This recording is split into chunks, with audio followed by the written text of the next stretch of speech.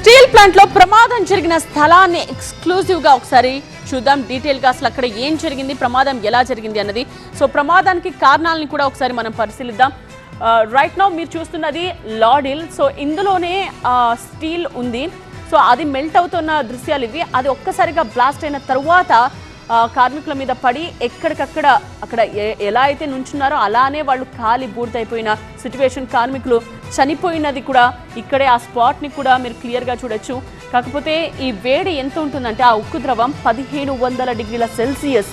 So ఇంత వేడిగా ఉండే ఆ ఉక్కు ద్రవం ఒక్కసారిగా ఇట్లా బ్లాస్ట్ అయ్యి అక్కడే పనిచేస్తున్న కార్మికులు ఇది ఊహించలేదు. ప్రమాదం పక్కకు వెళ్లే అవకాశం కూడా వాళ్ళకి లేకపోయింది. క్షణాల్లో మొత్తం జరిగిపోయింది. ఒక్కసారిగా అది పైకి ఎగసి పడగానే అందరి మీద, అక్కడ ఎవరైతే పనిచేస్తున్నారో దాదాపు 10 మంది పనిచేస్తున్నారని తెలుస్తోంది. సో 8 మంది స్పాట్లో అక్కడే చనిపోయారు. సో మిగతా వాళ్ళు ప్రస్తుతం హాస్పిటల్లో చికిత్స పొందుతూ ఉన్నారు. 6గురిలో 2 పరిస్థితి ఇంకా విషమంగా ఉన్నట్టుగా తెలుస్తోంది. సో ప్రమాదానికి కారణాలు ఒకసారి మనం చూద్దాం. లాడిల్ లిచ్చింగ్ గేర్ లేదా హుక్ వైఫల్యంగా కూడా అనుమానిస్తూ ఉన్నారు. లాడిల్ లాక్ మెకానిజం సరిగా పనిచేయకపోవడంతోనే ఈ ప్రమాదం జరిగి ఉండొచ్చని కూడా అధికారులు భావిస్తున్నారు.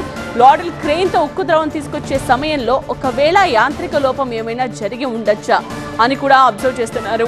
నిర్వహణలో నిర్లక్ష్యం, భద్రతా నియమాలు పాటించకపోవడం వల్ల ప్రమాదం జరిగి ఉంటుందా అనేది కూడా ఉన్నత స్థాయి కమిటీ విచారణలో తేలనుంది.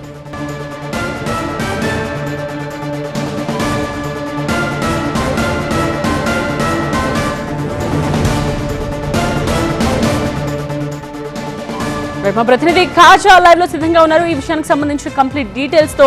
సో కారణాలను విశ్లేషించడానికి కమిటీ ఎప్పుడు రాబోతోంది కాజా? అలాగే పవన్ కళ్యాణ్ అండ్ లోకేష్ వచ్చి స్పాట్ ని పరిశీలిస్తారని తెలుస్తోంది. వాళ్ళు ఎప్పుడు వస్తున్నారు?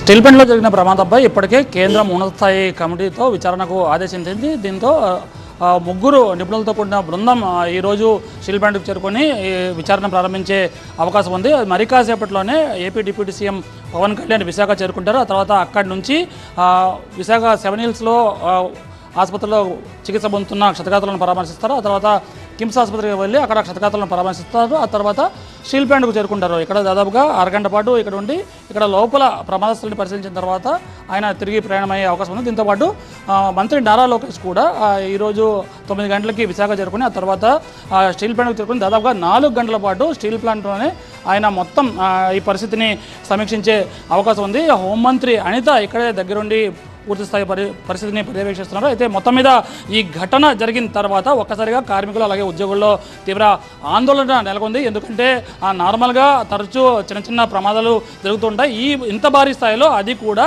SMS 1లో ఈ స్థాయిలో ప్రమాదం జరగడంతో ఒకసారిగా తీవ్ర ఆందోళన నెలకొంది. అయితే ఈ సమయానికి జనరల్ షిఫ్ట్కి చాలామంది ఉద్యోగులు కార్మికులు విధులకు వెళ్తుంటారు. నిత్యం ఈ సమయంలో ఇక్కడ రద్దీగా ఉండేది. అయితే ఈ ప్రమాద ఘటన జరిగిన తర్వాత కార్మికుల్లో ఒక అభద్రతా భావం అనేది కావచ్చు, లేకపోతే ఒక భయాందోళన కావచ్చు ఉన్న నేపథ్యంలో కొంతమంది ఇంకా విధులకు రాలేని పరిస్థితి, మరి కొంతమంది ఇంకా వస్తూ ఉన్నారు. అయితే ఈ నేపథ్యంలోని పూర్తి స్థాయిలో అంటే ఇది నిర్వహణ లోపమా లేక అక్కడ సాంకేతికపరమైన ఏమైనా ఇబ్బందులు ఉన్నాయా అనే దానిపై ఇంకా విచారణ జరగాల్సి ఉంది. ప్రాథమికంగా అయితే ఆ లాడిల్ లాకింగ్ సిస్టంలో కాస్త లోపం కారణంగానే అది లోపల ఉన్న ద్రవ ఉక్కు తుల్లిపడి ఈ ప్రమాదం సంభవించినట్టుగా ప్రాథమికంగా అంచనాకు వచ్చినప్పటికీ ఇంకా పూర్తి స్థాయిలో ఈ నిపుణుల కమిటీ విచారణ చేసిన తర్వాత మాత్రమే అసలు విషయం అనేది బయటపడే అవకాశం ఉంది. మొత్తం మీద దాదాపుగా 15 రోజుల పాటు ఈ విచారణ అనేది కొనసాగి 15 రోజుల తర్వాత నివేదిక సమర్పిస్తుందని కేంద్ర ఉక్కు శాఖ సహాయ మంత్రి శ్రీనివాస్ వర్మ చెప్పారు. అయితే ఇప్పటికే గత రాత్రి కేంద్ర ఉక్కు మంత్రి కుమారస్వామి